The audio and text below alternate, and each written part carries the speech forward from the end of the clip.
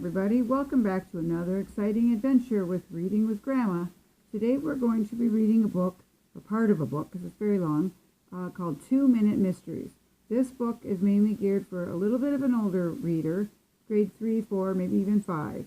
This book is called 2 Minute Mysteries. There's a lot of chapters in there, and it was written by Donald J. Sobel. The first story is called The Case of the Arctic Explorer. Sir James Harvey, aged bachelor and famed explorer of the North Pole, was found murdered in his bedroom. The $400,000 in $1,000 bills, which he was known to keep in his wall safe, was missing. The police concluded that the criminal or criminals had concealed the money in the house, perhaps in something brought along for the purpose, expecting to recover it later. This surmise was founded by Sir James' eccentric precautions. A visitor might gain admission to his estate unchallenged, but no one, including the servants, could leave without being challenged by a series of private guards. On the day Sir James's possessions were put on auction, Dr. Halligan joined Sheriff Monahan in the Explorers Museum. "The sale starts in here," said the sheriff, "but every stick in the house will be sold today or tomorrow."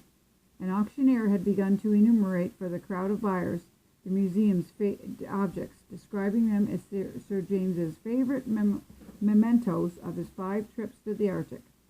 The objects include a group of stuffed animals, 2 polar bears and a penguin, 3 stuffed fish, and the assortment of Eskimo clothing, utensils, and weapons. "The murderer has to be in the house," said the sheriff, "but my men can't watch all the rooms." "Rest at ease," said Halligan. "He, or an accomplice, is in this room, ready to make a purchase." How did Halligan know? Now, you think about it for a second. If you can't figure out the answer, but you have to listen very carefully to the story and get all the clues, you turn the book over, and at the bottom of the page, it gives you the answer. Halligan realized the criminal had hidden the money in his own prop, the one thing in the museum which didn't belong with the collection of North Pole objects, the stuffed penguin.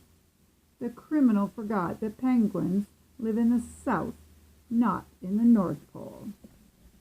That's one silly criminal, figuring they would never think about it, looking at a stuffed toy. Okay, the second story is The Case of the Arrowless Bow.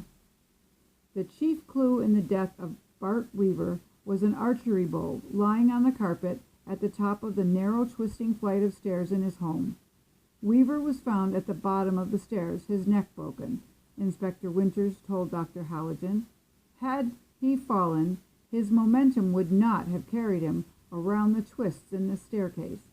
He was pushed, and hard. As far as we can determine, the only thing missing from the house is Weaver's famous Luzon diamond. My theory is that Weaver heard burglars. Fearing for the diamond, he tied it to an arrow and shot it out this open window, expecting to reclaim it later.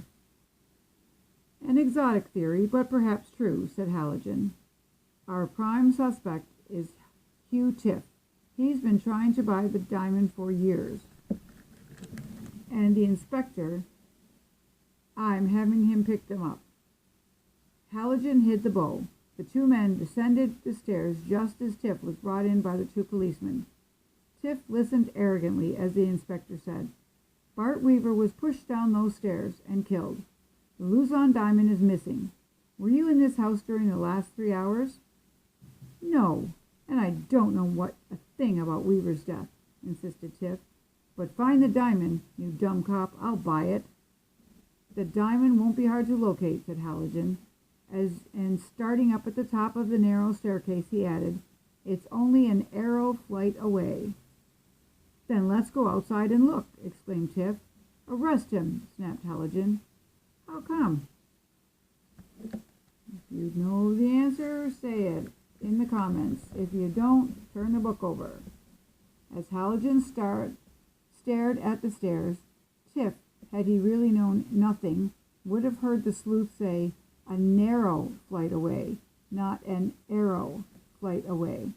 Tiff should have said, to look for the diamonds upstairs, not outside. That's what happened when you just don't listen and you're too worried about things.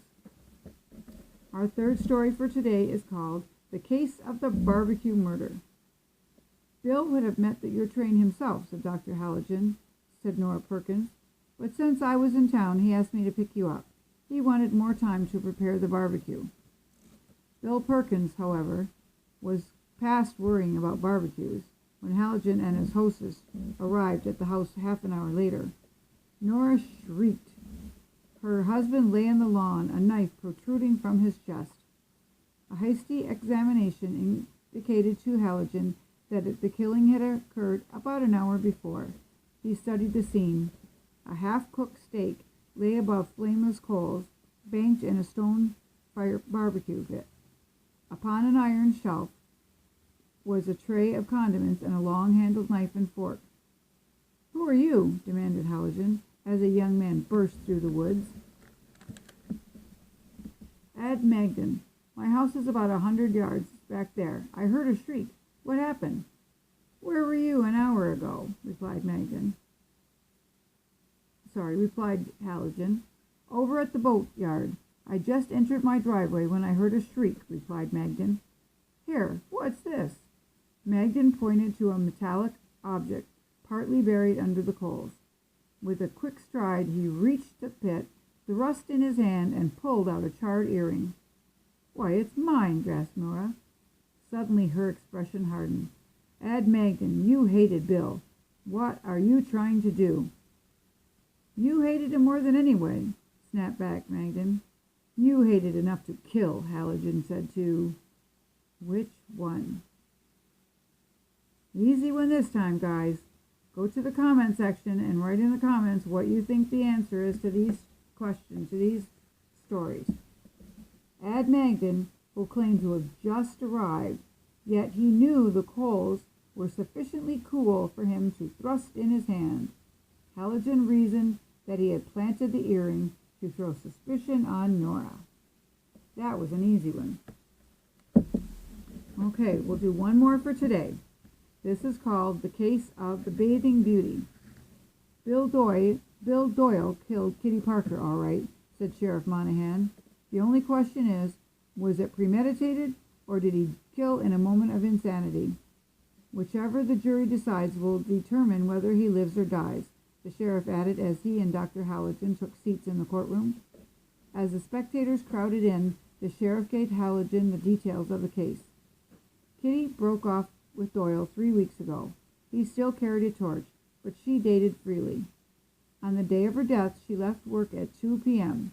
It was blazing hot, and she walked to the lake carrying her bathing suit wrapped in a towel. A lot of young fellows noticed her.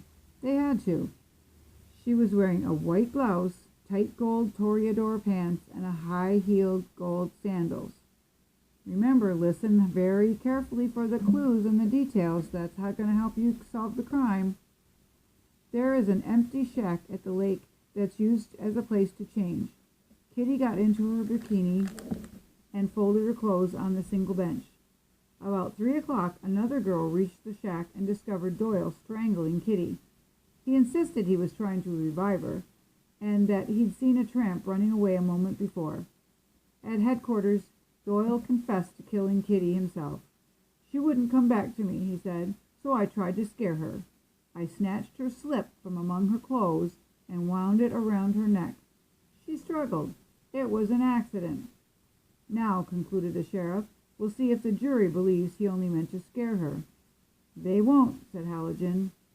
"Why not?" "Can you all figure it out?"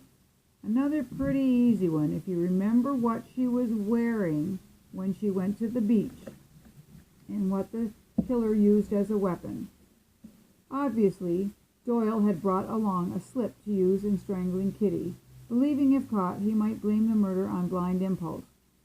But Kitty would never have worn a slip that day, not underneath a pair of tight Toreador pants. Girls don't wear slips unless they wear a dress. All right, everybody, make sure to leave a comment in the section below if you know the answers to these stories without turning it upside down. hit the like and subscribe button and the notification button, and they'll tell you when I'm uploading a new video, and we will read some more 2-minute mysteries when we return. Have a good day and keep reading.